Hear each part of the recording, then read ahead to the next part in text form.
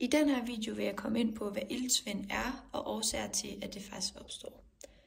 Når vi har et vandmiljø, har vi altså også både vandplanter og makroalger på havbunden. De to laver begge fotosyntese, som jo er godt for vores vandmiljø, så fiskene og andre organismer kan leve. Dog findes begrebet iltsvind desværre også. Dette betyder, at iltkoncentrationen i vandet falder til et niveau, der er for lavt til, at fisk og andre organismer kan leve i det. Hvilket altså kort sagt vil sige, at iltsvind egentlig betyder, at ilten i vandet forsvinder mere og mere, og på et tidspunkt er der så lidt ilt i vandet, at fisk ikke kan leve i det længere. Steder, hvor man typisk ser det her, er i stillestående vand, eller vand, der faktisk bare bevæger sig langsomt. Eksempler på det kunne være en fjord, bugter eller søer. Iltsvind er altså ofte forbundet med eutrofiering, som altså betyder, at der er for mange næringsstoffer i vandet. Og oftest er disse næringsstoffer stoffer som fosfor eller kvælstof.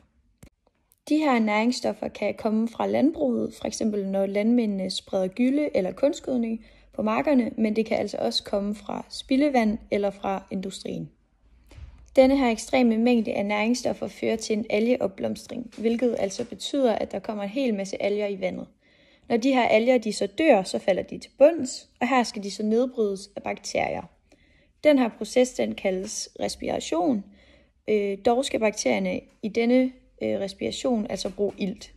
Hvis der så er for meget organisk materiale, som skal nedbrydes, skal der automatisk bruges mere ilt, end hvad vandplanter og tang kan producere. Og derfor resulterer det altså i iltmangel. Nu hvor der er så stor en iltmangel i vandet, vil fisk og andre dyr altså begynde at søge op mod vandoverfladen.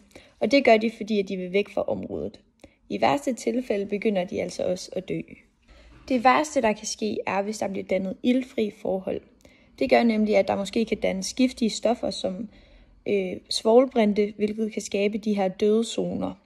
Dermed kan hverken planter eller dyr leve i det her område. Noget, som kan fremme de her døde zoner, det er et springlag. Et springlag kan enten være en termoklin, altså noget, der er temperaturbetinget, eller også kan det være haloklin, som er saltholdighedsbetinget. Det her det kan beskrives som 2 lag i havet, for eksempel. Altså, vi har måske det øverste lag, hvor temperaturen er varm, og dog bliver den her temperatur så markant koldere, når vi kommer længere ned og på en bestemt dybde, hvilket man også kan se her på figuren. Figuren her er altså et eksempel på et termoklin springlag. Her har vi temperaturen hen af x-aksen og dybden op af y-aksen. Man kan altså tydeligt se, at der sker en markant stigning i temperaturen i vandet, når man når springlaget. Og dette viser figuren så som en stejl hældning på den gule linje mellem ca. 8-12 meters dybde.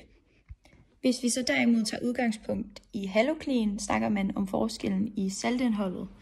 En haloklin er et lag i vandet, hvor saltholdigheden ændrer sig markant over en relativt kort vertikal afstand. Og det skaber så den her stabile opdeling af vandmasserne, som figuren igen viser. Kort sagt viser den her figur så, hvordan saltholdigheden varierer med dybden. De her to former for forskellige springlag har stor betydning for iltsvind ved bunden af havet, søer eller fjorde. Springlaget fungerer nemlig som den her skarpe grænse mellem de to vandmasser med forskellige temperaturer eller måske en forskellig saltholdighed. Og derfor forhindrer det dem ligesom i at blande sammen. Og det har så flere konsekvenser for iltforholdene ved bunden.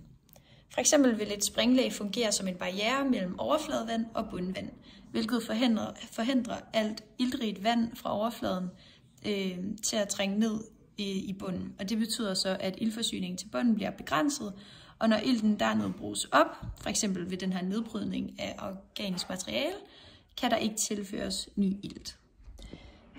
Vi har så prøvet at lave et eksperiment, som skulle vise de her to former for springlag. Jeg vil dog kun tage udgangspunkt i det termoklin springlag. Det vi simpelthen gjorde, det var, at vi tog koldt vand og hældte det i bunden af den her klare beholder. Og så kunne man så enten vælge at lægge et stykke husholdningsfilm eller flamingo på vandet. Herefter så hældte vi så varmt vand i et andet bærglas og tilsatte lidt frugtfarve. Hvor vi så herefter hældte det forsigtigt ned i den kolde vand ovenpå flamingostykket. Efter vi så havde lavet det her forsøg, så kunne vi ligesom se, hvordan det varme vand og det kolde vand dannede de her 2 lag.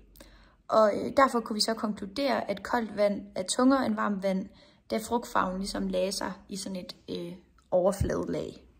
Hvis vi skulle sammenligne den her situation med noget, der sker i virkeligheden, er det lidt af det, der sker i naturen, for eksempel om sommeren, oftest i søer, når solen opvarmer overfladevandet, og det bliver varmere og lettere, hvorimod der stadig vil være koldere og tungere vand nede ved bunden.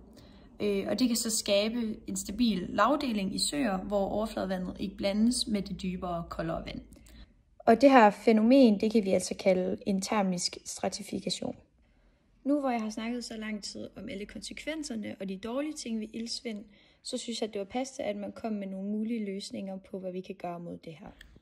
En løsning på det her problem kunne være at for eksempel at sætte en afstandsbegrænsning fra vandmiljøer til, hvor landmændene faktisk må sprede den her gylde og kunstgødning. Og derfor mener jeg, at man på den måde ville kunne afgrænse mængden af næringsstoffer, som skyldes landbruget.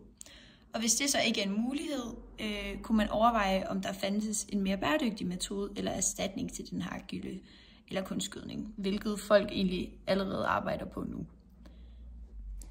En anden løsning, jeg gerne vil komme med, kunne være, at man lavede en form for overførsel af ilt, især til de hårdt ramte områder, så bakterierne ligesom kan få nok ilt til deres nedbrydningsproces af de her organiske materialer. I takt med det, så synes jeg også, at det kunne være optimalt, hvis man så under de her også lavede en form for check-ups på de her vandområder, så man ligesom kan slå til, før den værste skade er sket.